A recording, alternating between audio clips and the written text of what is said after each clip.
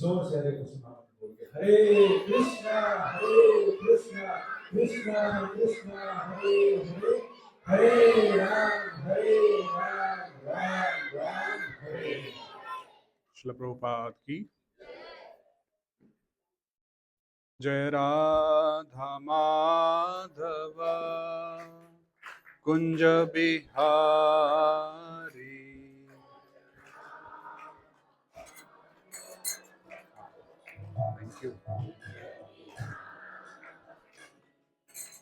गोपी जना वल्लभा गिरिवर धारी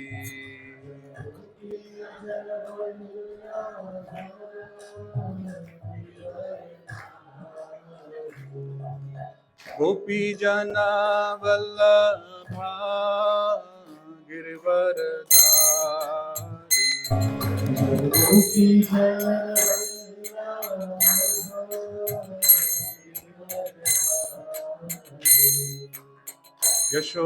यशोदानंदन व्रज जन रंजन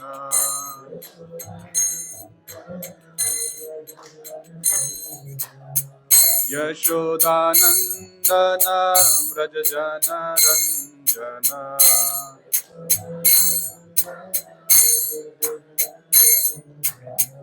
यमुना तीरा वनचारी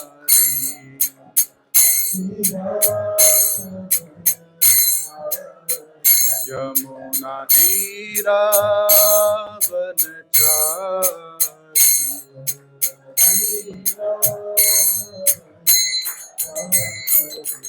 हरे कृष्णा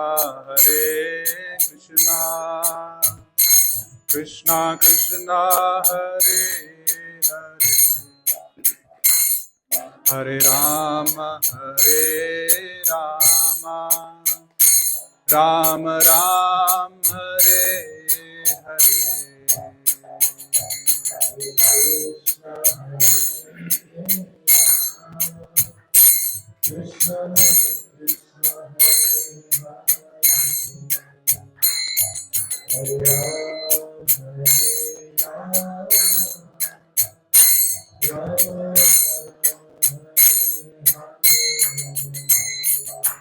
हरे कृष्णा कृष्णा कृष्णा हरे हरे हरे राम राम राम हरे हरे हरे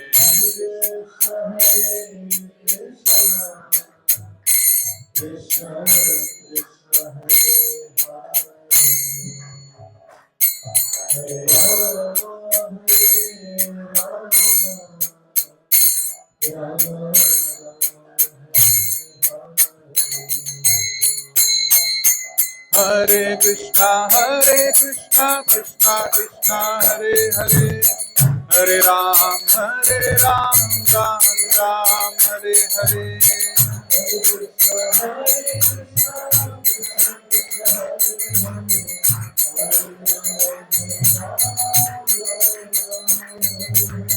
हरे कृष्णा कृष्णा कृष्णा हरे हरे हरे राम राम राम हरे हरे हरे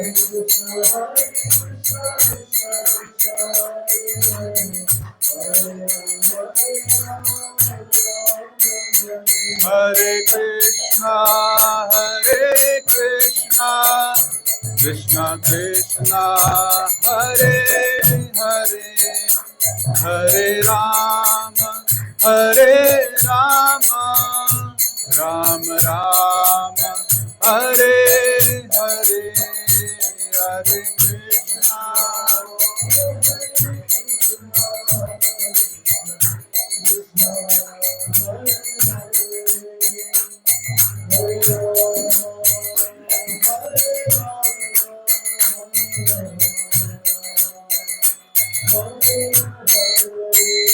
जय राधा कट कटि गौरा निताय सीता राम लक्ष्मण हनुमान की जय।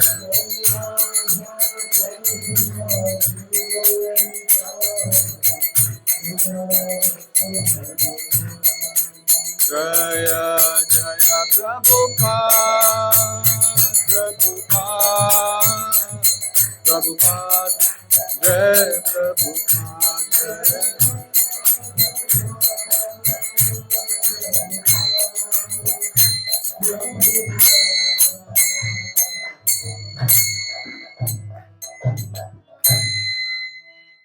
युगधर्म हरिनाम संकीर्तन की श्रील प्रभुपाद की। ओम नमो भगवते वासुदेवाय। ओम नमो भगवते वासुदेवाय। ओम नमो भगवते वासुदेवाय।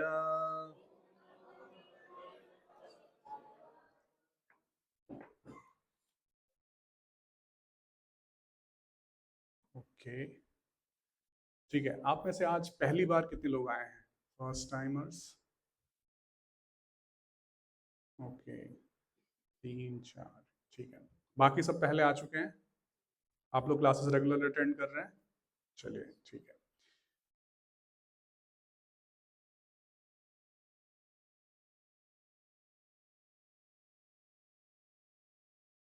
ठीक है फॉन्ट साइज ठीक है? ये और बड़ा करना है? बड़ा करना है।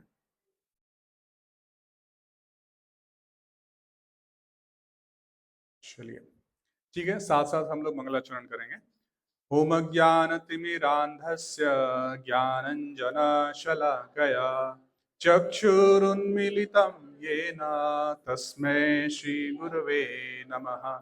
श्रीचैतन्यमनोभीष्टं स्थापितं येन भूतले स्वयं रूपः कदा मह्यं ददाति स्वपदान्तिकम्। वन्देऽहं श्रीगुरोः श्रीयुतापदकमलं श्रीगुरून् वैष्णवांश्च श्रीरूपं साग्रजातं सहगणरघुनाथान्वितं तं सजीवं साद्वैतं सावधूतं परिजनसहितं कृष्णचैतन्यदेवं श्रीराधा कृष्णपादान् सहगणललिता श्रीविशाखान्वितांश्च। हे कृष्ण करुणा सिंधु दीनबंधो जगतपते गोपेश गोपिका कांत राधा कांत नमोस्तुते। तप्त कांचन गौरांगी राधे वृंदावनेश्वरी वृषभानुसुते देवी प्रणमामि हरिप्रिये। वाञ्छाकल्पतरुभ्यश्च कृपा सिन्धुभ्य एव च पतितानां पावनेभ्यो वैष्णवेभ्यो नमो नमः। जय श्री कृष्ण चैतन्य प्रभु नित्यानंद श्री अद्वैत गदाधर श्रीवासादि गौर भक्त वृंद। हरे कृष्णा कृष्णा कृष्णा हरे हरे हरे राम राम राम हरे हरे। नमो विष्णुपादाय कृष्णपृष्ठाय भूतले श्रीमते भक्ति वेदांत स्वामिन्निति नामिने। नमस्ते सारस्वते देवे गौरवाणी प्रचारिणे निर्विशेष शून्यवादी पाश्चात्य देश तारिणे। हरे कृष्णा। तो आप सभी का हार्दिक स्वागत है। आप में से 16 माला कितने लोग करते हैं? Okay almost 50%। ठीक है चलिए तो आज हम लोग डिस्कस कर रहे हैं भगवद गीता अध्याय 5। कोई बता सकता है श्लोक संख्या क्या है? Any wild guess, any idea?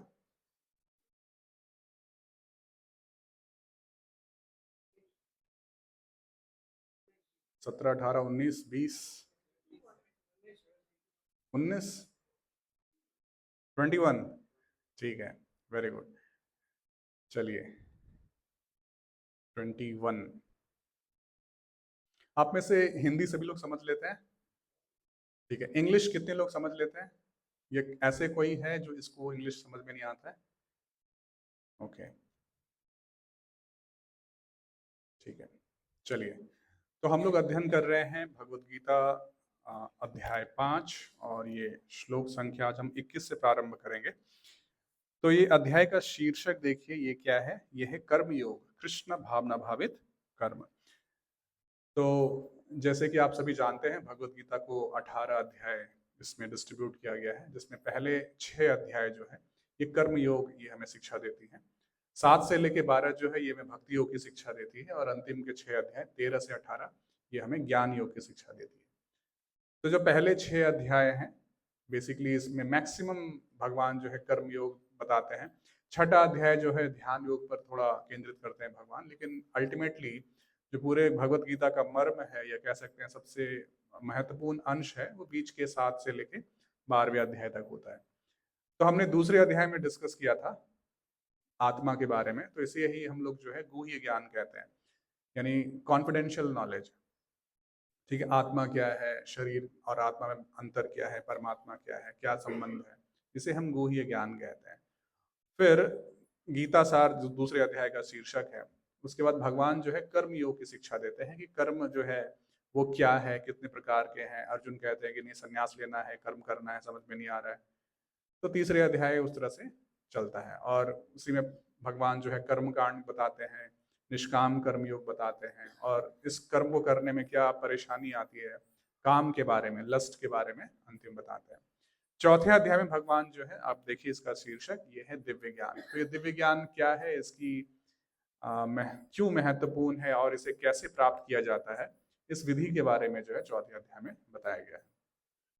अब 5वां अध्याय अगर हम देखें तो 5वां अध्याय इसका शुरुआत होता है अर्जुन के प्रश्न से। आप में से सबके पास है भगवत गीता? कितने लोगों के पास है?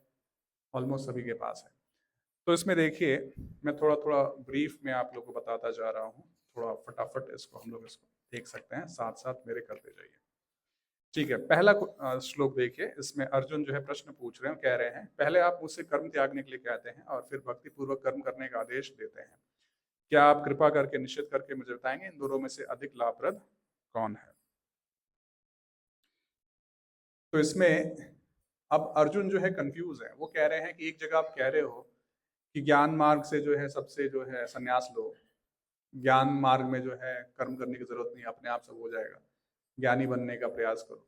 दूसरी जगह बोल रहे हो तुम भक्ति योग करो और तुम उसके अनुसार कर्म करो, युद्ध करो। तो दोनों मुझे समझ में नहीं आ रहा है क्या श्रेष्ठ है। तो इसमें देखिए दो टर्म इसमें एक्चुअली आपको समझना है, एक है संन्यास और दूसरा है विरक्ति, यानी एक है रिनंसिएशन और दूसरा है डिटैचमेंट। तो कौन सा मेथड अच्छा है, तो उसी चीज को भगवान बताएंगे, बोलेंगे दोनों ही ठीक है, कोई प्रॉब्लम नहीं है, लेकिन दोनों में से बेस्ट क्या है? दोनों में से बेस्ट क्या है? रिनंसिएशन, संन्यास लेना है, अर्जुन को बोल रहे, हाँ ठीक है। अर्जुन को ये नहीं बोल रहे हैं तुम संन्यास लेके जाओ मैं युद्ध करता हूँ तुम्हारे बदले, ये बोल रहे हैं नहीं, वो बोले तुम जो है विरक्त होके तुम जो है अपना कर्म करो, फल मुझ पे छोड़ दो, इसको बोलते हैं डिटैचमेंट। नहीं तो होता है ना कि मैंने एग्जाम दिया, एग्जामिनर को देना पड़ेगा मार्क्स, ऐसा होता है, मैंने लिखा है पेपर में, नहीं, आपको जो है उसमें डिटैच्ड रहना पड़ेगा। यही भक्ति योग की अगर देखें खूबसूरती है। आप देखिए जब आप सब भी जब करते हैं भगवान का नाम का कीर्तन करते हैं, सेवा करते हैं, तो भी डिमांड करते हैं भगवान से, भगवान मैंने इतना नाम घिसा आपका, देखो माला खत्म हो गई, मैंने इतने सारे एकादशी व्रत कर ली, जन्माष्टमी मना लिया, अब आपको दर्शन देना ही पड़ेगा। डिमांड कर सकते हो आप? नहीं कर सकते। तो यही चीज हमें सिखाती है, ये भक्ति योग जो हमें सिखाती है, डिटैचमेंट सिखाती है। डिटैचमेंट का एक दूसरा पहलू ये भी है कि आप जो है उन चीजों से विरक्त हो जाइए जो भगवान कृष्ण की सेवा में आपको जो है विरोध उत्पन्न करते हैं। ये शुरू का लेवल है, यानी जो नव दीक्षित भक्त होते हैं, न्योफाइट्स होते हैं, उनके लिए। जब आप बहुत ज्यादा एडवांस हो जाएंगे, मध्यम अधिकारी उत्तम अधिकारी का स्तर पर आ जाएंगे, तो आप हर चीज को भगवान की सेवा में लगा पाएंगे। तो इसी को बोलते हैं युक्त वैराग्य, यानी जो भी कुछ है, जैसे लैपटॉप है, मोबाइल है, ये सब देखा जाए तो माया का प्रभाव है, माया के द्वारा बना हुआ है। लेकिन अगर आप इसे भी भगवान की सेवा में लगा रहे हो, ये बहुत ही हायर कॉन्शियसनेस होता है। ठीक है, जनरली लोग इसमें इंद्र तृप्ति करते हैं, लेकिन इसे भी जो है हम किसकी सेवा में लगाते हैं? भगवान की सेवा में लगाते हैं। ठीक है, फिर उसके बाद जो है भगवान योग इसमें योग युक्त पुरुष कौन है, उसके सिम्टम्स बताते हैं, और इसी में भगवान जो है निष्काम कर्मियों के बारे में शिक्षा देते हैं। ठीक है, निष्काम कर्मियों को बताने के बाद जो है अब इसमें प्रकृति, परमात्मा या भगवान और जो जीवात्मा है, तीनों का रोल बताते हैं। तीन करता है, ये क्लियर है आप लोगों को? अकेले जीव कोई काम नहीं कर सकता, उसे जो है भगवान का सैंक्शन चाहिए और प्रकृति जो है इंग्रेडिएंट्स देती है, तभी कोई कर्म होता है। जैसे एग्जाम्पल के लिए हम लोग इसमें उबर का एग्जाम्पल लेते हैं। आप उबर में रिक्वेस्ट डालते हैं तो उबर आपको गाड़ी प्रोवाइड करता है, आप उसमें बैठते हैं और ट्रैवल करते हैं। पेमेंट कौन देता है? आपने फैसिलिटी यूज की है। देखो, गाड़ी आपकी नहीं है, कंपनी आपकी नहीं है, ड्राइवर आपका नहीं है, तेल आपने नहीं भरा है, पैसा कौन दे रहा है? आप दे रहे हो ना। हाँ, तो इसीलिए जो है तीन करता है, यानी कि अगर देखा जाए उबर कंपनी के मालिक जो है उसे भगवान से कंपेयर कर लीजिए, उबर ड्राइवर जो है प्रकृति है, और जो पीछे बैठा है ये कौन है? ये जीव है। तो भगवान बोले भाई तुमने रिक्वेस्ट डाला था, मैंने सैंक्शन किया, मेरा कोई लेना देना नहीं है इससे। ठीक है, प्रकृति बोलती मैं तो डेड मैटर हूँ, मुझे ऊपर से जो आदेश मिला है साहब जी ने बोला है। भगवान कहते हैं मम माया दुरत्या, ये मेरी माया है। तो अल्टीमेटली जो है इसका जिम्मेदार कौन है? किसी भी कर्म का फल किसे भोगना होता है? जीवात्मा को, यानी हम लोग को भोगना होता है। ठीक है, तो ये बताने के बाद जो है आगे आप इसमें बताते हैं, ये 13, 14, 15, 16 इसमें ये चीज क्लियर करते हैं। फिर बताते हैं किस तरह से जो है आप भगवान पर केंद्रित होकर जो है इस संसार से मुक्त हो सकते हो। फिर 18वें श्लोक में बताते हैं कि जो सेल्फ रियलाइज व्यक्ति होता है वो कैसे देखता है, विद्या विनय संपन्न ब्राह्मणे कवि हस्तनी, सबको जो है समभाव से देखता है। फाइनली अब इसमें आगे बता रहे हैं 19वें श्लोक में। देखिए 19वां श्लोक देखिए, इसका जो ब्रह्म की स्थिति है, हम लोग फॉलो कर रहे हैं? ठीक है, अभी करेंगे थोड़ी देर में, अगर समझ में नहीं आ रहा तो देखिए यहाँ पे, जिनके मन एकत्र तथा समता में स्थित है उन्हें जन्म तथा मृत्यु के बंधनों को पहले ही जीत लिया है, वे ब्रह्म के समान निर्दोष या सदा ब्रह्म में स्थित रहते हैं। तो इसमें ये बताया जाता है ब्रह्म की स्थिति है जहाँ पे आपके अंदर जो है कोई भी अगर देखा जाए तो आप उसमें डिफ्रेंशिएट नहीं करेंगे, ये सही है ये गलत है। ठीक है, आप जो है समभाव में रहेंगे, आप कोई भौतिक चीजें जो है परेशान नहीं करेगी, आपके अंदर कोई इच्छाएं नहीं रहेगी, या फिर अब पीछे पीछे जो गुजर गया उसके बारे में आप सोचोगे नहीं, आप जो समभाव से वहां पड़े रहोगे। इसी को बोलते हैं ब्रह्म स्थिति, आत्म साक्षात्कार का ये लक्षण होता है। श्लोक संख्या 20 में जो है अब यहाँ पे इसमें बता रहे हैं कि क्या क्या सिम्टम्स होते हैं ऐसे व्यक्ति के, यानी अगर ऐसा कोई व्यक्ति है, ब्रह्म स्थित व्यक्ति है, तो उसमें क्या क्या सिम्टम्स होंगे। आई होप ये लास्ट क्लास में डिस्कस हो गया होगा। ठीक है, नहीं हुआ तो मैं फिर से बता देता हूँ। पहला लाइन देखिए, ना प्रियहृष्यति तप्रियम, यानी कि जो भी कुछ अच्छा उसे मिल रहा है उसको प्राप्त करके वो खुश नहीं होता है। जैसे होता है ना, अरे मेरी जॉब लगे, कूदने लगे, जैसे हमारे जीवन में कभी होता है बहुत अच्छा होने लगता है तो हम खुश हो जाते हैं, तो उसको देख के जो है वो जो है हर्षित जो है नहीं होता है। सेकंड कह रहे हैं इसमें, ना उद्वेजित प्राप्य चाप्रियम, अगर जीवन में कुछ घटना घट गई, दुर्घटना हो गई, होता है कभी एक्सीडेंट हो गया, बीमारी हो गई, या कुछ चला गया, तो उसमें रोता नहीं है वो। ठीक है, सेकंड लक्षण है, यानी कि फर्स्ट क्या है, कुछ अच्छा होगा तो हर्षित नहीं होगा, दूसरा कुछ बुरा होगा तो उसके लिए शोक नहीं करेगा, रोएगा नहीं। थर्ड इसमें बता रहे हैं वो स्थिर बुद्धि रहता है। स्थिर बुद्धि, स्थिर बुद्धि का मतलब क्या है कि हमेशा जो है संभाव बना रहेगा। स्थिर बुद्धि का उदाहरण जो है ये दूसरे अध्याय में हमने पढ़ा था इसको, जहाँ स्थित प्रज्ञ के बारे में हमने पढ़ा था। कितने लोग याद है दूसरा अध्याय स्थित प्रज्ञ? अर्जुन पूछते हैं ना, स्थित प्रज्ञ का भाषा, कैसे बोलता है, कैसे चलता है, कैसे बैठता है। तो स्थित प्रज्ञ में भगवान जो है कछुए के उदाहरण से समझाते हैं। याद है कछुआ का उदाहरण? कछुआ क्या करता है? हाँ, अपने लिम्स को विड्रॉ कर लेता है, जैसे विपरीत परिस्थिति आती है आप देखो उसके शेल के अंदर वो घुस जाता है। ठीक है, वो हमेशा अपने इस स्टेटस को मेंटेन रखता है जब तक उसको लगता है कि वहाँ डेंजर है। जैसे डेंजर चला जाता है वैसे ही जो है वो फिर अपना नॉर्मल काम करना शुरू कर देता है।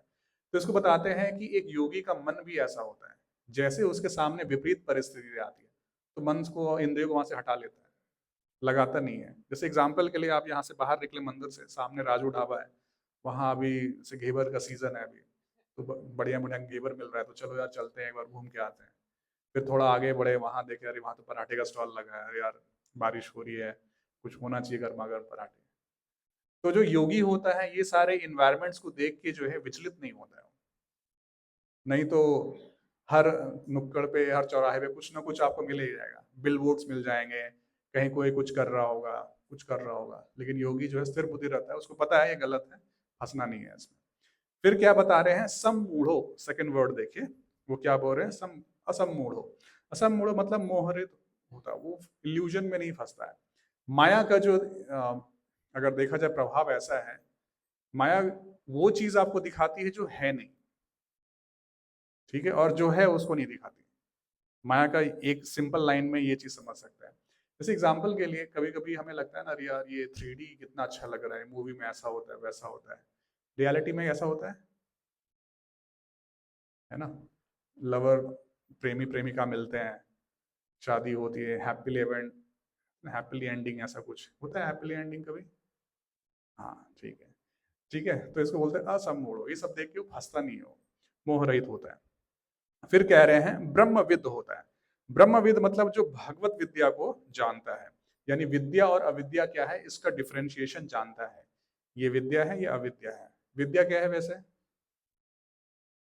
जैसे विद्या बताते हैं आत्मा का ज्ञान, ये एक्चुअल में विद्या है। ब्रह्म क्या है, पर ब्रह्म क्या है, इसका संबंध क्या है, इसको विद्या बोलते हैं। और अविद्या क्या है? हाँ, जो पूरा भौतिक संसार है, जो इससे रिलेटेड नहीं है, वो सारा कुछ अविद्या है। और लास्ट में बता रहे हैं ये क्या है, ब्रह्मणि स्थितः, ये जो है पहले से ब्रह्म में स्थित रहता है। तो ये श्लोक संख्या 20 है ये। तो आइए अब आज हम लोग डिस्कस करते हैं श्लोक संख्या 21। थोड़ा सा डिफिकल्ट है, तो इसका सबसे पहले हम वर्ड टू वर्ड मीनिंग देखेंगे। तो मेरे पीछे रिपीट कीजिएगा। बाह्य स्पर्शेषु असक्त आत्मा विन्दति आत्मनि यत् सुखम सह ब्रह्मयोग युक्तात्मा सुखम अक्षयम अश्नुते। ठीक है, अब इसे जो है मेरे पीछे पीछे रिपीट करने का प्रयास कीजिएगा। बाह्य स्पर्शेष्व सक्तात्मा विन्दति आत्मनि यत् सुखम स ब्रह्म योग युक्तात्मा सुखम अक्षयम अश्नुते। तो इसका अनुवाद इस प्रकार है, ऐसा मुक्त पुरुष भौतिक इंद्रियों की ओर आकृष्ट नहीं होता, अपितु सदैव समाधि में रहकर अपने अंदर में आनंद अनुभव करता है। इस प्रकार स्वरूप सिद्ध व्यक्ति पर ब्रह्म में एकाग्रचित होने के कारण असीम सुख भोगता है। तो देखिए, ये पिछले श्लोक का ही कंटिन्यूएशन है। पिछले श्लोक में जो है, जो रियलाइज पर्सन है उसके बारे में 6 कैरेक्टरिस्टिक्स बताए गए थे, तो 7वां और 8वां यहाँ बताया गया है। तो 7वां क्या है, अगर इसका देखिए पहला लाइन क्या है, बाह्य स्पर्शेषु अशक्त आत्मा, ये क्या है, इसका ट्रांसलेशन देखिए, ऐसा मुक्त पुरुष भौतिक इंद्रियों की ओर आकृष्ट नहीं होता। हमारी कितनी इंद्रियां हैं वैसे? ठीक है, 5 कर्म इंद्रियां, 5 ज्ञान इंद्रियां, और 11वां क्या है, मन है। ठीक है, याद रखिएगा। जैसे ही कोई बोलता है इंद्रियां, मतलब इसमें 2 कैटेगरीज बन जाती हैं, कर्म इंद्रियां और ज्ञान इंद्रियां। कर्म इंद्रियां जिनसे आप कर्म करते हैं, जैसे हाथ पैर मुंह, और ज्ञान इंद्रियां जिनसे आप ज्ञान अर्जन करते हैं। ठीक है, तो इसके सुख के पीछे ये नहीं भागता। तो ये क्या करता है, अगर इसके पीछे नहीं भागता तो क्या करता है, वो समाधि में रहकर अंतर, अपने अंतर में आनंद का अनुभव करता है। तो समाधि का स्तर है जहां पे आप 24 घंटा भगवान पर ध्यान केंद्रित कर पाते हो या भगवान का दर्शन कर पाते हो। रूपा जी कहते हैं वही समाधि है। आगे 6ठे अध्याय में हम डिस्कस करेंगे कि किस तरह से इस समाधि को प्राप्त करते हैं। इसमें 8 स्टेप्स होते हैं, यम नियम आसन प्राणायाम प्रत्याहार धारणा ध्यान और अंतिम में समाधि। ठीक है, तो इस समाधि में रहकर जो है अपने अंतर में जो है परमात्मा या अपने ईष्ट का दर्शन करता है, और इसी से जो है वो आनंद अनुभव करता है। उसमें संसार में क्या हो रहा है उसे फर्क नहीं पड़ता। ठीक है, जनरली हम लोग परेशान हो जाते हैं ना, अरे ये हो गया वो हो गया, उसे मतलब नहीं है। वो बस अपनी भगवान और खुद में सेवा करता है और उसी में आनंद का अनुभव करता है। इसका तात्पर्य जो है बहुत ही विशेष है। क्यों? क्योंकि श्रील प्रभुपाद जी जो है हम जैसे नव दीक्षितों के लिए ये तात्पर्य खासकर ये लिखा है। क्योंकि इसमें देखिए, अगर इस श्लोक को देखा जाए तो यहाँ पे बता रहे हैं भौतिक इंद्रिय सुख, यानी मटेरियल सेंस ग्रेटिफिकेशन। तो जनरली हम लोग पांचों इंद्रियों को यूज करते हैं, 5 ज्ञान इंद्रियों को यूज करते हैं इंद्र तृप्ति करने के लिए। आंखों को किस लिए यूज करते हैं? देखने के लिए, अच्छा देखना चाहते हैं। कान से अच्छा सुनना चाहते हैं। नाक से अच्छा सुगंध लेना चाहते हैं। जीवा जो है अच्छा खाना चाहते हैं। और अंतिम में स्किन जो है, इससे जो है कुछ चाहते हैं कोई स्पर्श करे। ठीक है, इन पांचों में से सबसे प्रबल कौन है? जीवा। हाँ, भक्ति विनोद ठाकुर कहते हैं कि ये जीवा जो है करिवारे जीवा जाए, ये जीवा को कंट्रोल करना बहुत मुश्किल है। लेकिन इस तात्पर्य में श्रील प्रभुपाद जी ने जीवा को कंसिडर ना करते हुए इसमें जो है स्पर्श इंद्रियों को कंसिडर किया है। ठीक है, अब देखते हैं कैसे। इसका तात्पर्य श्रवण कीजिए।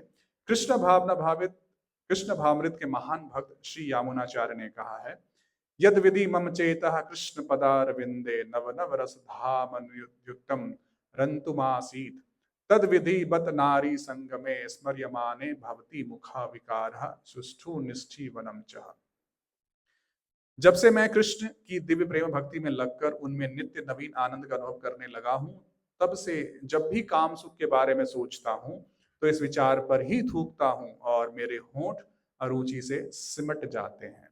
ब्रह्मयोगी अथवा कृष्ण भावना भावित व्यक्ति भगवान की प्रेम भक्ति में इतना अधिक लीन रहता है कि इंद्रिय सुख में उसकी तनिक भी रुचि नहीं रह जाती।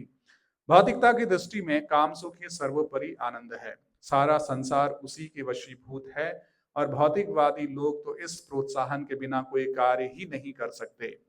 किंतु कृष्ण भावमृत में लीन व्यक्ति काम सुख के बिना ही उत्साह पूर्वक अपना कार्य करता रहता है। यही आत्म साक्षात्कार की कसौटी है। फिर ये गोल्डन लाइन है प्रभुपाद जी का, आत्म साक्षात्कार तथा काम सुख कभी साथ साथ नहीं चलते। कृष्ण भावना भावित व्यक्ति जीवन मुक्त होने के कारण किसी प्रकार के इंद्र सुख द्वारा आकर्षित नहीं होता। तो इसमें देखिए, सबसे पहले श्रील प्रभुपाद जी जो है श्रीपाद यामुनाचार्य की जो श्लोक है इसके बारे में बता रहे हैं। सुना है इनके बारे में, यामुनाचार्य के बारे में? कितने लोग जानते हैं इनके बारे में? एक।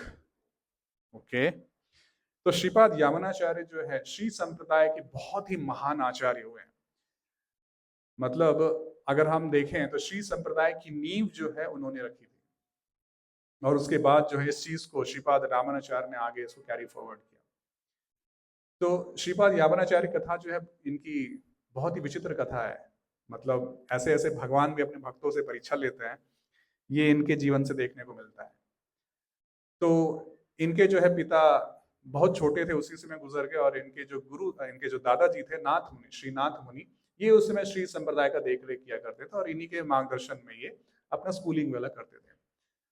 तो 7 साल की उम्र में ही जो है इनको एक बार मौका मिल गया शास्त्रार्थ करने का। तो उस समय जो साउथ इंडिया उसमें जो राजा थे उनके यहाँ एक बहुत विद्वान पंडित था जिनका नाम था विद्वाजन कोलाहल। क्या नाम था? तो बताते हैं कि पूरे भारत में उससे ज्यादा अधिक विद्वान व्यक्ति कोई नहीं था, और जहां भी वो जाता था कोलाहल मच जाता था, अरे आ गया आ गया। इसलिए नाम क्या पड़ गया उनका? विद्वाजन कोलाहल। तो उन्होंने शर्त रखी थी कि यदि कोई मुझे हरा दे तो वो मेरे से उपाधि लेके राज्य कर सकता है, उसको टाइटल मिलेगा, लेकिन जो मुझे नहीं हरा पाएगा वो मुझे टैक्स देगा। ठीक है, होता है कभी कभी जब हमारे पास ऐश्वर्य आता है भगवान का तो हम जो है अहंकारी हो जाते हैं। तो उनके अंदर भी अहंकार था। तो जहाँ यामुनाचार्य जो है उसमें यमुनाचार्य नहीं थे, उनका नाम था यामुना। एक्चुअली उनके माता पिता वृंदावन गए थे, यमुना जी से प्रार्थना की थी, तो उसका फल स्वरूप जो है वो जन्म लिए थे, इसलिए उनका नाम रखा गया था यामुना। तो जब वो आए अपने गुरु के वहाँ यमुनाचार्य के आश्रम में, बोले भाई टैक्स दो, 2 साल से दिया नहीं है। तो उनके गुरुजी बहुत मतलब निर्धन थे, पैसे नहीं थे उनके पास। तो बोले कि कुछ वहाँ वाद विवाद हुआ और बहुत बुरी तरह पराजित करते हैं जो टैक्स लेने आते हैं। तो बोलते जाओ बोल दो विद्वाजन को मैं शास्त्रार्थ करूंगा। और इस तरह से जो है जब वो राज्य सभा में जाते हैं, बहुत लंबी कथा है उसमें भी, कैसे ले जाते हैं क्या क्या बीच में होता है, मैं सीधा पॉइंट पे आता हूँ। तो जैसे उस 7 साल के बालक को रानी देखती है तो कहती है आल बंदार। आल बंदार का मतलब होता है विश्व विजेता। तो ये देख के जो है विद्वाजन कोलाहल उसके अंदर जो है बोले मेरा अपमान हुआ है, बोलता है, तो वो भी जो है कुछ बोल देते हैं। तो रानी जोश में आके कहती है अगर ये हार गया ना तो मैं तुम्हारी दासी की दासी बन जाऊंगी। तो राजा बोलते भाई ये तो बहुत बड़ा बेट लगा है, मतलब ये बोल रही है कि मेरी दासी की दासी बन जाएगी। तो राजा कहता ठीक है, अगर ये जीत गया ना तो मैं अपना आधा राज्य इसे दे दूंगा। तो फिर शास्त्रार्थ होता है और यामुनाचार्य जो है बहुत बुरी तरह पराजित करते हैं उनको। तो इसमें 3 स्टेटमेंट्स हैं जिसको मैं डिस्कस नहीं करूंगा, अभी रेफरेंस से सुनिएगा उनके क्या तर्क वितर्क थे, बहुत ही सुंदर है और शिक्षाप्रद भी है। तो जब उस तरह जीत जाते हैं तो 7 साल की उम्र में राजा बन जाते हैं। अब सोचिए किसी को जो बहुत ही गरीबी से निकला हो और अचानक से राजा बन जाए, बहुत ज्यादा धन आ जाए, ऐश्वर्य आ जाए, तो क्या होगा उसके साथ। तो सारा भक्ति उक्ति का होता है ना, माला वाला साइड करके वो इंद्रिय भोग में लग जाते हैं। ठीक है, पूरा इंद्रिय भोग करते हैं, मतलब इतना कि भूल ही जाते हैं कि वो श्री संप्रदाय में थे। ये स्थिति होती है, पूरा डूब जाते हैं, स्त्री में, शराब में, पैसे में डूब जाते हैं। तो इनके जो दादाजी श्रीनाथ मुनि, ये काफी अब उनको भी लगे ना भाई एक ही पोता था, वो भी देखो कहाँ चला गया, अब कौन करेगा इसका प्रचार, कौन करेगा। तो फाइनली मरते समय जो है अपने शिष्य, एक राम मिश्र शिष्य, उनको बोलते हैं जाओ किसी भी तरह मेरे पोते को ले आओ इधर। तो फाइनली वो जाके कन्विंस करते हैं, और वो अलग कथा होती है किस तरह से उनको कन्विंस करते हैं। कन्विंस करने के लिए वो भी उन्हें भगवत गीता ही सुनाते हैं इनडायरेक्ट तरीके से, एक लालच देते हैं चलो तुमको एक जगह ले जाऊंगा जब बहुत सोना है। तो उनको श्रीरंगम ले जाते हैं और जो है रंगनाथ जी के दर्शन करते हैं, और फाइनली उन्हें रियलाइज होता है कि मैंने बहुत गलती कर दी। तो अपने लाइफ के सेकेंड हाफ में जो है सब कुछ छोड़ के अब वो वापस भक्ति में जीवन में आते हैं। यानी कि 7 साल तक आश्रम में रहे भक्ति की, लेकिन 30-35 साल जो है इधर चला गया, यानी जवानी चले गई इसमें। अब उसके बाद वापस भक्ति में आए हैं, और भक्ति में आए हैं तो ये स्टेटमेंट कह रहे हैं, क्या कह रहे हैं कि जब से मैं कृष्ण की दिव्य प्रेम भक्ति में लगकर उसमें नित्य नवीन आनंद का अनुभव करने लगा हूं। कह रहे हैं कि जब जब जैसे मैं भक्ति में आया हूं, प्रेम भक्ति कर रहा हूं, तो रोज मुझे नया नया रस का आस्वादन करता हूं मैं। ठीक है, ये तो समझ में आ रहा है, चलो जी आपको अच्छा लग रहा है, लेकिन उसके बाद क्या, तब से जब भी काम सुख के बारे में सोचता हूं, यानी सेक्स प्लेजर के बारे में सोचता हूं, तो इस विचार पर ही थूकता हूं और मेरे होठ अरुचि से सिमट जाते हैं। बोले छी छी क्या सोच लिया, क्योंकि उनकी चेतना अगर देखा जाए तो प्रीवियस हिस्ट्री बहुत खराब रही है। अब भगवान के भजन में लग गए हैं, लेकिन फिर भी कभी कभी वो थॉट्स आते हैं। तो श्रील प्रभुपाद जी कहते हैं कि संसार में जो है काम को कोई नहीं जीत सकता। ठीक है, 2 ही लोग हैं, नर नारायण ऋषि।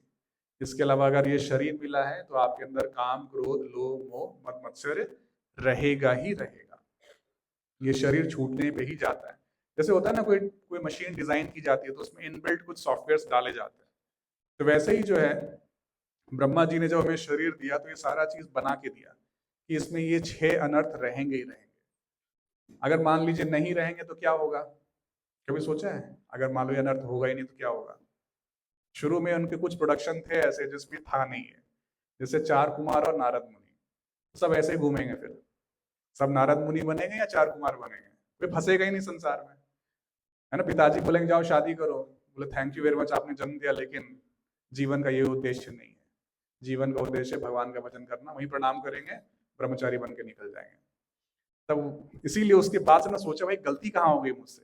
तो कहते हैं, भगवान कहते हैं सब कुछ तो दिया लेकिन ये काम सुख नहीं दिया था, अब आगे दो, देखो फिर मैं सोचना नहीं पड़ेगा। तो आगे दिए तो ऐसा हुआ कि कोई वापस नहीं आता, भाई मैं ब्रह्मचारी बनना है, ऐसे कुछ करना है, सब के सब शादी कर रहे हैं। ठीक है, तो ये काम सुख इतना खतरनाक है, जैसे बता रहे हैं कि इस संसार में जो है सबसे बड़ा सुख यही है, सबसे बड़ा सुख। ठीक है, और इसी कारण जो है ये पूरा सृष्टि, सब कुछ लीला हो रही है।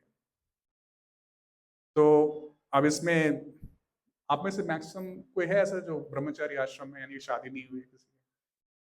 कुछ लोग होंगे, ठीक है, एक भी नहीं है, सब शादीशुदा है। अच्छा हाँ, तो इसमें कहा जाता है ना कि शादी जो नहीं करते सोचते काश कब मेरी शादी होगी, कब हम दुल्हन बनेंगे, कब हम राजा बनेंगे, ओनली फॉर अ डे। और कुछ लोग को जिनकी शादी हो चुकी है पता नहीं क्या हो गया था, क्या सोच के किया था पता नहीं, जैसे फोन के मॉडल के जैसा होता है, थोड़ा और वेट करते तो अच्छा मॉडल मिल जाता। तो दोनों ही ऐसे बोलते हैं, शादी का लड्डू जो नहीं खाया वो भी पछता रहा है, जो खा चुका है वो भी पछता रहा है। तो बता रहे हैं कि पूरा संसार जो है, पूरा जीवन जो है, इसी बेस पे जो है ये चल रहा है। इसीलिए इस भौतिक संसार को मैथुन आगार कहा गया है। यहाँ पे लोग जो है इसी के पीछे घूम रहे हैं कि कैसे जो है मैं अपनी इंद्रियों को सेटिस्फाई करूं। और पांचों इंद्रियों में जो स्पर्श का, स्किन का जो डिजीज है, ये बहुत ही खतरनाक होता है, क्योंकि इसको लोग टॉलरेट नहीं कर पाते। और इसी कारण जो है वो काम करता रहता है, फंसा रहता है, करता रहता है, करता रहता है। अगर मान लीजिए आप अपने जीवन से ही इस चीज को हटा देंगे तो आप भी नारद मुनि जैसा मुक्त आत्मी व्यक्ति बन सकते हैं। नारद मुनि को प्रभुपाद जी लिखते हैं, is a free space man. Free space man मतलब वो कहीं भी जा सकते हैं। प्रभुपाद जी यहाँ तक लिखते हैं कि वो एक ऐसे जीवात्मा है जो गोलोक धाम में भी जा सकते हैं और इस भौतिक संसार में घूम सकते हैं। जनरली ऐसा होता नहीं, इधर से उधर ट्रांसफर अलाउड नहीं है, लेकिन वो टू एंड फ्रो कर सकते हैं। तो नारद मुनि, या फिर देख लीजिए हमारे जो पूर्ववर्ती आचार्य हैं, श्रील प्रभुपाद जी हैं। श्रील प्रभुपाद जी एक जगह पे प्रवचन में कहते हैं कि मैं इतना प्रचार क्यों कर पाया, क्योंकि मैंने इस काम भावना को, इसको जीत लिया मैंने, इसीलिए इतना प्रीचिंग हो पाया। जनरली एक गृहस्थ व्यक्ति के लिए जो है प्रीचिंग करना बहुत मुश्किल होता है, अनलेस एंड अनटिल वो इस चीज को ओवरकम कर पाए। इसलिए प्रभुपाद जी यहाँ पे कह रहे हैं, आत्म साक्षात्कार तथा काम सुख कभी साथ साथ नहीं चलते। यानी कि स्पिरिचुअल रियलाइजेशन और सेक्स प्लेजर दोनों साथ साथ नहीं चल सकता। आप ऐसा नहीं चला सकते कि मैं ये भी करूं और ये भी करूं। आपको दोनों में से एक को चुनना पड़ेगा। या तो आप प्रीचिंग करोगे, मूवमेंट को आगे बढ़ाओगे, अपना भजन करोगे, या फिर इसमें लगे रहोगे। इसमें कोई बीच वाला रास्ता नहीं है। तो इसमें कभी कभी ऐसा डाउट आता है, प्रभु जी हमारे अंदर तो अभी उतना डेडिकेशन है नहीं, भक्ति उतनी कर नहीं रहे हैं, और इच्छाएं बहुत है ना, ना भक्ति हो रही है, अच्छा साधना हो रहा है, लेकिन इच्छाएं जो है भरपूर है। मुझे आज भी याद है 2019 में जब हम लोग गुरु महाराज से पहली बार मिले थे, जब हम लोग ने ज्वाइन किया था मंदिर, तो हमने सेम क्वेश्चन मतलब महाराज से पूछा था कि महाराज हम लोग ज्वाइन तो कर लिए हैं, लेकिन वैसा लेवल लगता नहीं है हमारा, है ना, लेवल है नहीं, भक्ति हो नहीं रही है, लेकिन इच्छाएं भी बनी हुई है, इवन तो हम ब्रह्मचर्य आश्रम ज्वाइन कर लिए। तो महाराज ने बहुत ही सुंदर आंसर दिया, तो मैं आज भी वो उसको याद करता हूँ। महाराज कहते थे, कहा कि आप जो है अपनी भक्ति करते रहिए, आप अपना भजन करते रहिए, ठीक है, और माया को अपना काम करने दीजिए, देखते हैं कौन जीतता है। कृष्ण आपके साइड है और आपका युद्ध माया के विरुद्ध चल रहा है। बताइए कृष्ण और माया में कौन जीतेगा? कंडीशन ये है कि आपको कृष्ण के साथ ही रहना है। फर्ज लगा इन्होंने उधर घूम के भी आ जाते हैं कभी कभी, वो नहीं करना है। तो महाराज ने कहा था कि आप अपना चैंटिंग करते रहिए, साधना करते रहिए, माया आपको टच नहीं कर पाएगी, ठीक है। तो वही चीज है हमारे आज के परिप्रेक्ष्य में भी, अगर हम देखें ऐसे, तो अगर आपको कृष्ण कॉन्शियस होना है, अगर आप चाहते हैं इस तरह से जो है मुक्त व्यक्ति बनना, मुक्त आत्मा बनना, या समाधि में स्थित रहना, कृष्ण भावना भावित होना, तो आपको जो है इन चीजों को त्यागना पड़ेगा।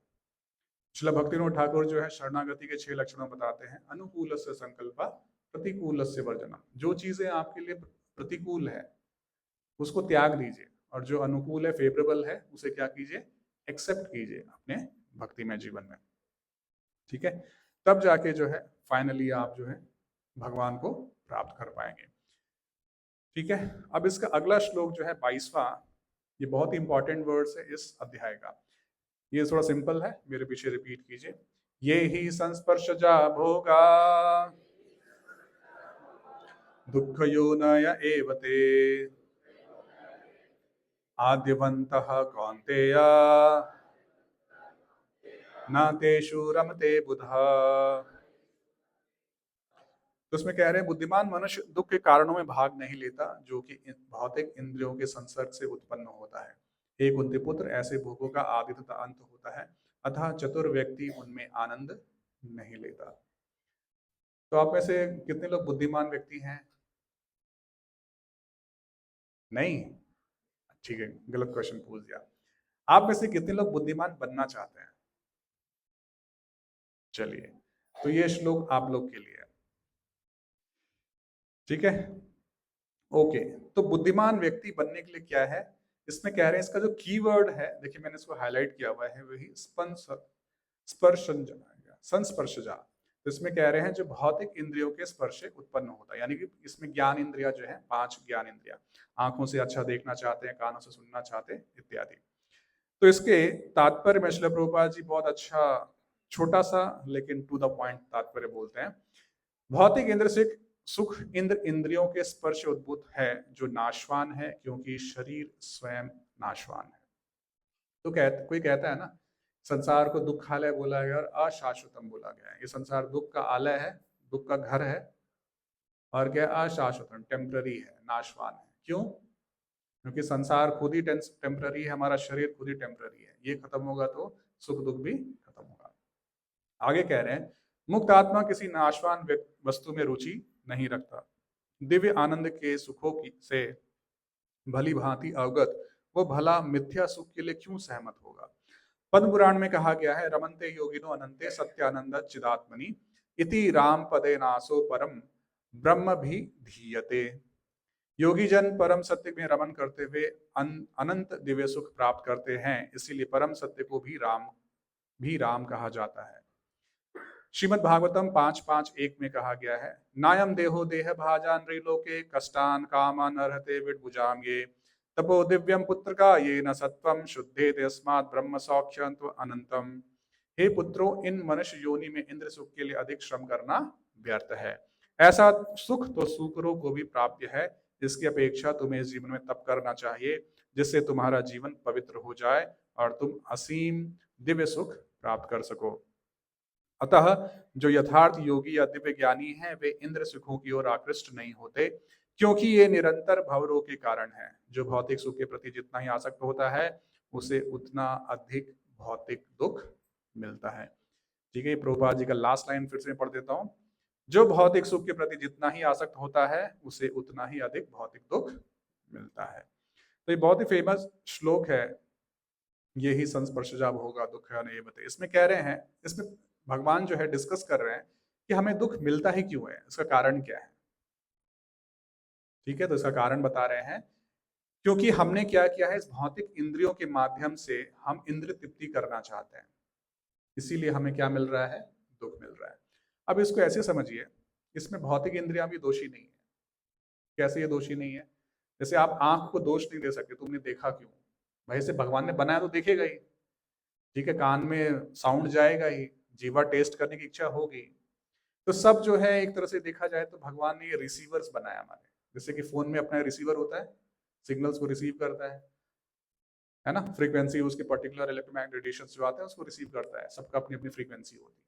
उसी तरह से हमारे शरीर की ये 5 रिसीवर्स हैं जो अलग अलग चीजों को रिसीव करती है और भेजती किसे है, कि मन को भेजती है, मन इसे इंटरप्रेट करता है। तो प्रॉब्लम रिसीवर्स में नहीं है, प्रॉब्लम जो अंदर जो आपका मदरबोर्ड है ना, जो मन है ना, इसमें है। मन बोलता है चलो वहां चलते हैं, चलो ये करते हैं, तो उसके बाद से जो है वो नचाता रहता है। ठीक है, कर्म इंद्रियों का काम है चल के जाना, हाथ का काम है यूज करना, और रिसीवर्स के माध्यम से फीड करना। तो इसमें बहुत ही सुंदर एनालॉजी जो श्रीमान राधेश्याम प्रभु बताते हैं, एक फैमिली का उदाहरण देते हैं। ठीक है, एक फैमिली है जहां पति है, पत्नी है, 5 बच्चे हैं और 5 नौकर हैं। किसी ने सुना है ये एनालॉजी? ठीक है, तो अब पूरी फैमिली जो है एक बार मेला घूमने जाते हैं। ठीक है, मेला घूमने गए तो अब बच्चों को होता है ना, ये देख के अरे ये खिलौना लेंगे, अरे ये बंदूक ये चलाएंगे, कहीं लगता है अरे ये देखेंगे, रेसिंग देखेंगे, कुछ करेंगे। तो सबकी अपनी अपनी डिमांड्स होती है, 5 बच्चों की 5 डिमांड्स हैं। सब अपने अपने, आप सब परेशान किसको करते हैं, पहले मम्मी को करते हैं, मम्मी मम्मी ये चाहिए मुझे। अब मम्मी को पैसा नहीं है, तो पैसा कहाँ से मिलेगा, पापा से मिलेगा। तो बोलते ये जी दिला दीजिए ना। तो देखिए अब इसमें 3 कंडीशंस आएंगे। पहला कंडीशन है, पिताजी जो है स्ट्रांग है, डोमिनेंट है फैमिली में, तो बोलेंगे चुपचाप चलो, घर जाना है, खाना बनाना है। ठीक है, डांट देंगे। तो मम्मी सुनेगी डांट और बच्चों को डांटेगी, चलते हो नहीं, क्या लगा रखा है यहाँ पे, वो कंट्रोल करेगी, सबको ले जाएगी। ठीक है, वेरी रेयर सिनेरियो। सेकंड होता है जब मेल फीमेल दोनों इक्वल है, ठीक है, दोनों एक दूसरे को कॉपरेट, चलो ठीक है ले लेते हैं, क्या करें, एडजस्ट कर लेते हैं, तो जाके कुछ ले लेंगे। थर्ड सिनेरियो, जहां फीमेल डोमिनेटिंग है, ठीक है, तो उसमें से वो पूछेगी नहीं, वो पर्स लेगी, क्या लेना है बेटा, ये लेना, चलो मेरे लिए भी ले आओ, तुम जा ही रहे हो तो मेरे लिए भी ले लो। तो इसको बताते हैं ये क्या है, पिताजी जो है हमारी बुद्धि है, पत्नी जो है वो कौन है, मन है, 5 इंद्रियां कौन है, सॉरी 5 बच्चे कौन है, इंद्रियां हैं, ठीक है, 5 नौकर कौन है, ये कर्म इंद्रियां हैं। क्योंकि देखो सेंसेस वहां उठ के नहीं जाएगा, जाएगा, आंख नहीं जाएगा वहां देखने के लिए, पैर लेके जाएगा, ठीक है। वैसे खाना मुंह में कौन डालेगा, हाथ डालेगा ना, कर्म इससे करना है, तो नौकर इसीलिए है, ठीक है।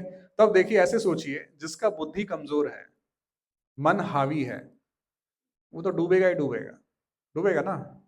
जहां जहां बच्चे चिल्लाएंगे, जहां जहां इंद्रिया बोलेंगे चलो चलो चलो चलते हैं, तो मन भी हाँ चलो चलो चलो चलते हैं, ठीक है, बुद्धि चुपचाप पीछे भी चलता रहेगा। लेकिन जहां बुद्धि स्ट्रांग है, वो मन को डांटेगा, ये क्या तरीका है, कल ही खिलाया था ना, बैठ के जप करो, अभी बैठ के सेवा करो, कहीं नहीं उठ के जाना है। बुद्धि जो है स्ट्रांग होना चाहिए मन से, लेकिन जहां बुद्धि स्ट्रांग नहीं होती है, एक डिवोटी के लिए वही पतन का कारण बनता है। इसीलिए जो है भगवान भगवत गीता के दूसरे अध्याय के 62वें 63वें श्लोक में कहते हैं, ध्याय तो विषयान पुंसः संगस्तेषु उपजायते संगात संजायते कामात कामात क्रोधो भिजायते।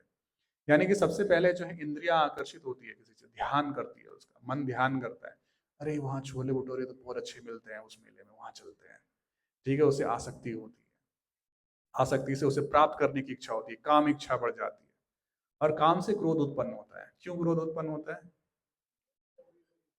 क्योंकि हमेशा जो मिलता है उसे सेटिस्फैक्शन नहीं होता है।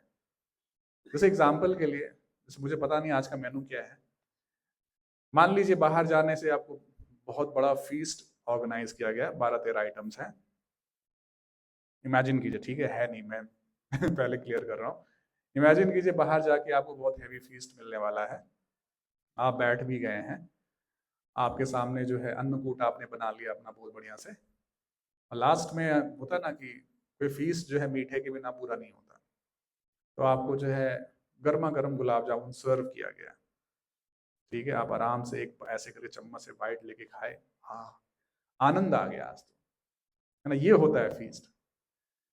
अब बगल वाले को लगा, उनको बोले मैं तो डायबिटीज है, मैं तो खाऊंगा नहीं, तुम भी खा लो तुम ही खा लो, उधर से एक आ गया। अब जो सर्वर थे आपके फ्रेंड ही थे, बोले प्रभु जी बहुत दिनों बाद मिले, एक मेरे तरफ से ले लो, आप 3 4 5 ऐसे करके खा लिए।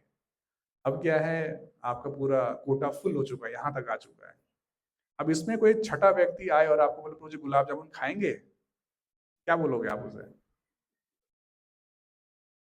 अब हो सकता है आप उसे डांट भी दो, क्या लगा रखा है गुलाब जामुन, है ना, कुछ डांट सकते हो, बोले कितना खाऊंगा मैं, वो फ्रस्ट्रेशन की ओर ले जाता है। अत्यधिक इंद्र तृप्ति करते करते जो है आप फ्रस्ट्रेट हो जाते हो। लेकिन इसकी समस्या ये है ना, फ्रस्ट्रेशन हमेशा नहीं रहता, आज हो सकता है रात भर आप परेशान हो और सुबह भी परेशान हो, लेकिन कल फिर शाम में अगर आपको गुलाब जामुन देगा तो आप क्या करोगे, खाओगे ना। तो ये होता है भोग त्याग की प्रवृत्ति, अभी भोगेंगे बढ़िया से, फिर बोलेंगे कल से मीठा बंद, कोई मीठा नहीं खाएगा, लेकिन कल जैसे ही सुबह होगा, कोई सुबह सुबह आपको गरम गरम जलेबी दे दे, घी भर दे दे, बोले चलो प्रभु जी कल से कर लेंगे, आज का चीट डे बनाते हैं, ठीक है। अब इसमें कह रहे हैं कि ये सुख जो हमें मिलता है ये मिथ्या सुख है। अब ये मिथ्या सुख कैसे हो सकता है, आप टेस्ट कर रहे हो ना, आनंद आ रहा है ना, तो ये मिथ्या कैसे हो सकता है। तो इसको ऐसे सोचिए, अगर मान लीजिए आप सबके पास बैंक अकाउंट्स है यहाँ पे, है ना, मान लीजिए मैं आपके अकाउंट में, इमेजिन कीजिएगा, ठीक है, मैं करूंगा नहीं ऐसा, मैं आपके अकाउंट में 1 करोड़ रुपए डाल देता हूँ, चलिए ठीक है, इनकम टैक्स भी कुछ नहीं करेगी, बस एक्सेप्ट कर लिया, 1 करोड़ रुपए आ गए, लेकिन बोलता हूँ प्रभु जी 1 महीने बाद ले लूंगा मैं, आप बताइए आप खुश हो गए या दुख हो, क्या करोगे। आपको खुशी भी होगी, अरे प्रभु 1 करोड़ रुपया, लाइफ में इतना डिजिट देखा ही नहीं कभी, लेकिन क्या दुख किस चीज का रहेगा, 1 महीने बाद वापस ले लो। तो ये ट्रू मनी है, फॉल्स मनी है? तो हमें जो संसार में सुख मिलता है बहुत ही टेम्पररी मिलता है, बहुत ही थोड़ी देर के लिए, लेकिन उसके बाद क्या होता है? सफरिंग सी आती है। और श्रील रूप गोस्वामी भक्त रसामृत सिंधु में कहते हैं कि ये संसार में जो सुख है ये मिथ्या क्यों है? क्योंकि आपने वास्तव में सुख को टेस्ट ही नहीं किया है। एक्चुअल हैप्पीनेस कभी घटता नहीं है, हमेशा बढ़ता रहता है। जो आध्यात्मिक सुख है वो कभी घटता नहीं है। जैसे एग्जाम्पल के लिए आपके जीवन में 100 कष्ट हैं, एग्जाम्पल के लिए सफरिंग से आपके पास 100 प्रॉब्लम्स हैं, तो श्रील रूप गोस्वामी कहते हैं कि हमारे जीवन में जो भौतिक सुख है ये ऐसा ही है कि 2 प्रॉब्लम सॉल्व हो गया, हम उसी को कहते हैं मैं सुखी हूं। लेकिन हमें क्या सोचना चाहिए? हमारे जीवन में अभी भी कितने प्रॉब्लम्स बाकी हैं? 98 अभी भी बाकी है। तो हमारे लिए 2 कष्ट कम होना यही सुख है। इसीलिए इस भौतिक संसार में जो सुख हमें मिलता है इसे मिथ्या सुख कहा जाता है। ये ऐसा ही है जैसे ड्रीम वर्ल्ड में, जैसे हम नींद में सोए हो, मतलब सोए हुए हो, सपना देख रहे हो मैं तो राष्ट्रपति बन गया, मैं एक्ट्रेस हूँ, या फोटो ले रहे हैं, इस सारे सेंस ग्रेटिफिकेशन पूरे हो रहे हैं, लेकिन जब जागते हो तो वहां वही घर, वही बच्चे, वही फैमिली। तो सपना अच्छा लगा ना, लेकिन रियल था नहीं था। ऐसे ही जो है हमारा सुख होता है, देखने में लगता है कि हाँ मुझे मिल रहा है, लेकिन वास्तव में नहीं मिलता है। अब इसमें देखिए श्रील प्रभुपाद जी जो है इस तात्पर्य में 2 महत्वपूर्ण श्लोक जो है उद्धृत कर रहे हैं। इसमें एक श्लोक जो है पद्म पुराण से लिए हैं, जिसमें रमनते योगी ना अनंत, कह रहे हैं जो योगी होते हैं उन्हें जो सुख मिलता है, यानी कि इसका तात्पर्य में, इसके अनुवाद में श्रील प्रभुपाद जी कह रहे हैं कि जो परम सत्य है उन्हें राम कहा जाता है। राम मतलब जो रमण करते, राधिका रमण राम। तो इसमें ये क्या है, ये जो सुख मिलता है ये क्या है? सत्यचित आनंद। ठीक है, ये वास्तव में सत्य है, और जो है वो इसी में भ्रमण करते हैं, इसी में रहते हैं, यानी आत्मा के सुख में विश्वास करते हैं, ना कि शरीर के सुख में। क्योंकि एक्चुअल सुख किसे मिलता है? ये आत्मा को मिलता है। फिर इसमें आगे जो है एक श्लोक उद्धृत कर रहे हैं श्रीमद् भागवतम से। ये भगवान ऋषभ देव की शिक्षाएं हैं। ऋषभ देव जो है भगवान के शक्तावेश अवतार हैं, जिन्होंने इस जो भारतवर्ष है इस पे राज्य किया, और उनके जो पुत्र हैं भरत, सबसे बड़े भरत, उन्हीं के नाम पे जो है भारतवर्ष, पहले इलाव्रत वर्ष कहते थे। तो रिटायरमेंट से पहले जो है अपने 100 पुत्रों को बुलाया और बहुत ही दिव्य प्रवचन दिया, जिसको हम लोग जो है ऐसे पढ़ते भी हैं भागवतम के 5वें स्कंद के 5वें अध्याय में। और जो है वैराग्य के लिए बहुत ही जरूरी है ये, खासकर 5वां स्कंद का 5वां अध्याय। इसमें क्या कह रहे हैं? नायम देहो देह भाजान त्रिलोके, मतलब ये जो शरीर हमें मिला है, देह भाजान, ये देह भाग, ये शरीर जो हमें मिला है ये इंद्रिय सुख के लिए नहीं है। ठीक है, इतना मेहनत करके कष्ट पाकर कर्म करने की जरूरत नहीं है। क्यों? क्योंकि ये जो आपको आनंद मिल रहा है ये सूअरों को भी, कुत्तों को भी सेम आनंद मिलता है। ठीक है, कोई डिफरेंस नहीं है। जैसे एग्जांपल के लिए आप जो है अपने घर के फ्लैट की 5वीं मंजिल पे बढ़िया से एसी चला के अच्छे गद्दे पे सोए हुए हैं, सोने के बाद पता चलता है कहाँ सोए हैं, 5वें फ्लोर पे हैं या ग्राउंड फ्लोर पे हैं, या बेड पे नहीं है, नीचे सोए हैं। जब एक पशु सोता है ना, उसे भी सेम अनुभूति होती है, उसे भी पता नहीं चलता कहाँ, उसको भी लगा मैं स्वर्ग में सोया हूँ, हमें भी लगता है हम भी स्वर्ग में सोए हैं। आप जब कुछ खाते हैं तो आपके जीवा में अच्छा लगता है, लेकिन जैसे जीवा से कंठ तक जाता है ना, गया, पता चलता है स्वाद क्या है। एक पशु को भी सेम अनुभूति होती है ना। तो अगर देखा जाए ईटिंग, स्लीपिंग, मेटिंग, डिफेंडिंग, ये दोनों में कॉमन है, पशु भी करते हैं, जबकि पशु हमसे ज्यादा एडवांस है इसमें। अगर देखा जाए तो पशु इंद्र तृप्ति में हमसे ज्यादा एडवांस है। जितना पशु खाते हैं आप नहीं खा सकते। खा सकते हो? नहीं खा सकते। ठीक है, नींद में भी उनको तोड़ नहीं पाओगे आप। जैसे पोलर बियर 6 महीने सोता है लगातार, है ना, सो पाओगे आप? नहीं सो पाएंगे। ठीक है, बच्चे पैदा करने में हमसे ज्यादा एक्सपर्ट है वो, उनको ज्यादा हॉस्पिटल जाना नहीं पड़ता, बहुत सारे मेडिसिन से इतना मेंटेन नहीं करना पड़ता, वो बढ़िया से होता है ना, मिनिमम 2-4 तो होते ही हैं। और ऐसे भी स्पीसीज है हजारों हजारों भी हो जाते हैं, हमसे ज्यादा एडवांस है। और डिफेंड करने में भगवान ने नेचुरली सबको कुछ ना कुछ दिया है अपने आप को डिफेंड करने के लिए, है ना। मनुष्य ऐसा है जो कि जन्म लेते ही इसे केयर की जरूरत पड़ती है, पशु को ऐसा केयर की जरूरत नहीं है, भगवान ने ऐसा बनाया उनको। तो वो जो है ईटिंग, स्लीपिंग, मेटिंग, डिफेंडिंग में जो है हमसे कहीं ज्यादा एडवांस है। इसीलिए आगे कह रहे हैं तपो दिव्यम पुत्र का ये न सत्वम। वो कह रहे हैं लेकिन हे मेरे पुत्रों, इस शरीर के माध्यम से तुम तपस्या कर सकते हो, पशु तपस्या नहीं कर सकते। कभी सुना है मंदिर में कोई कुत्ता आ गया, बोला आज तो हम एकादशी व्रत किए हैं प्रभु, या कोई पशु आ गया आज हम जन्माष्टमी करेंगे? कोई कर सकता है पशु? नहीं, वो तपस्या नहीं कर सकते। तपस्या केवल किसके लिए है? केवल मनुष्यों के लिए है। ठीक है, इसीलिए बोल रहे हैं कि तुम जो है, तुम्हें इस जीवन में तप करना चाहिए जिससे तुम्हारा जीवन पवित्र हो जाए और तुम असीम दिव्य सुख को प्राप्त कर सको। याद रखिएगा, मनुष्य योनि जो है अगर देखा जाए तो सबसे बेस्ट योनि है जिनसे आप भगवान का सरलता से भजन कर सकते हो और दिव्य सुख का आनंद प्राप्त कर सकते हो, भगवत धाम जा सकते हैं। देखिए, ऐसा नहीं है कि हम लोग दूसरे योनि में भजन नहीं कर सकते, ठीक है, ऐसा कहना गलत है कि केवल मनुष्य योनि में ही भक्ति कर सकते, ऐसा संभव ऐसा नहीं है। कई सारी कथाएं आती हैं, जैसे गजेंद्र देखिए पशु के शरीर से चले गए, गरुड़ जी देखिए पक्षी हैं, है ना, हनुमान जी को देख लीजिए किम पुरुष हैं। तो ऐसे करके जो है अलग अलग स्पीसीज में भी लोग भक्ति करते हैं, लेकिन मनुष्य योनि बहुत ही स्पेशल है क्योंकि इसमें हम तपस्या कर सकते हैं। जैसे कोई बोले पूजे हम देवता बन जाएंगे, वहां तपस्या करेंगे।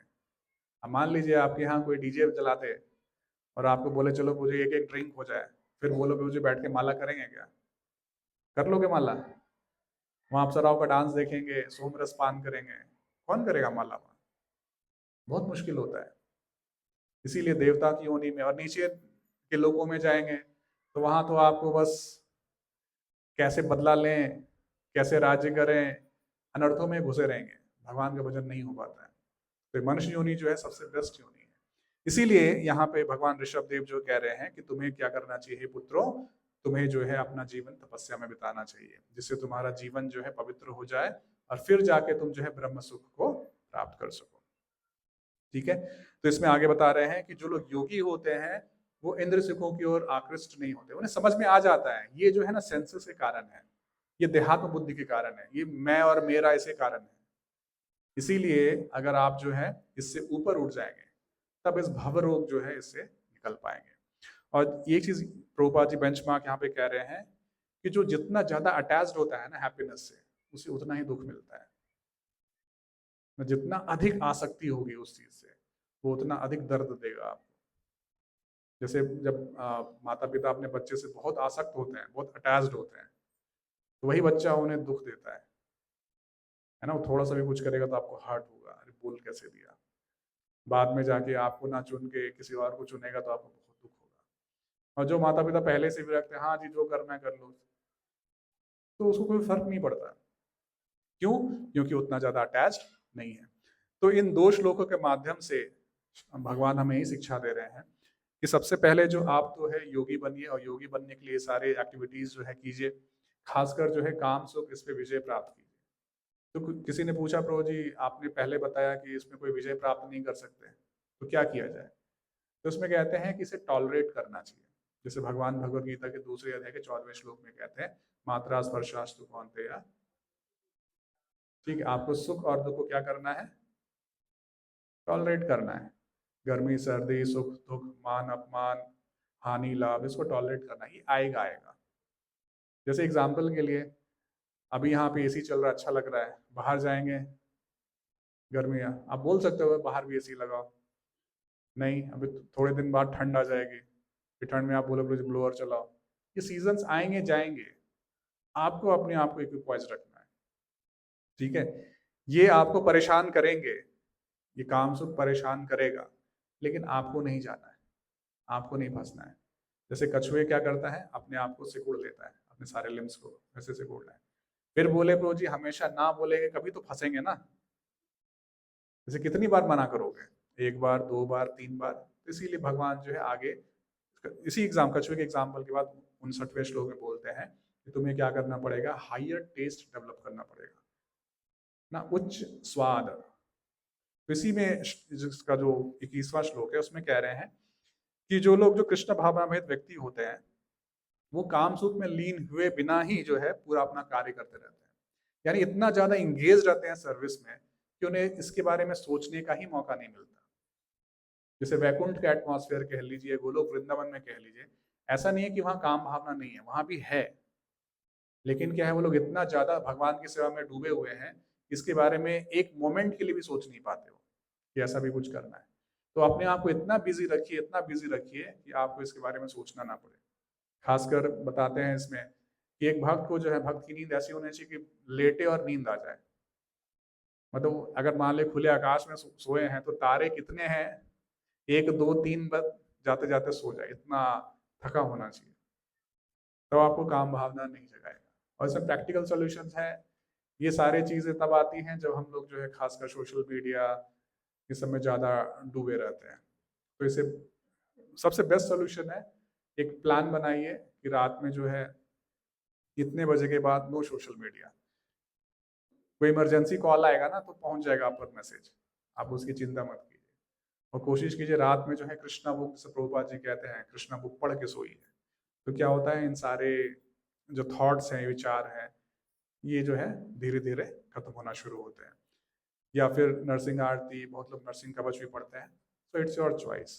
अगर कृष्णा बुक पढ़े तो वेल एंड गुड, ठीक है। तो इस तरह से जो है हम इस काम भावना को भी जीत सकते हैं, ठीक है।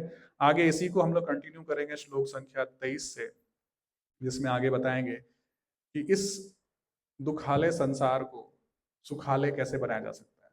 जानना चाहते हैं? ठीक है, तो यही आपका टॉपिक है, वर्स नंबर 23 24। फिर आगे आपको बताएंगे ऐसे क्या साधना करेंगे जिससे आप मुक्त हो जाएंगे। तो इस चैप्टर को एंडिंग तक ले जाएंगे और फाइनली आपको जो है इसमें पीस फॉर्मूला भगवान बताएंगे कि शांति कैसे प्राप्त हो सकती है, ठीक है। तो ये आगे का पोर्शन है।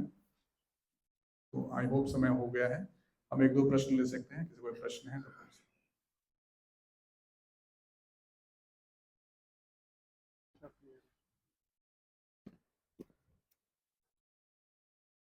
नहीं, ठीक है, थैंक यू वेरी मच। हरे कृष्णा। श्रील प्रभुपाद की। हरे कृष्णा। तो हम इस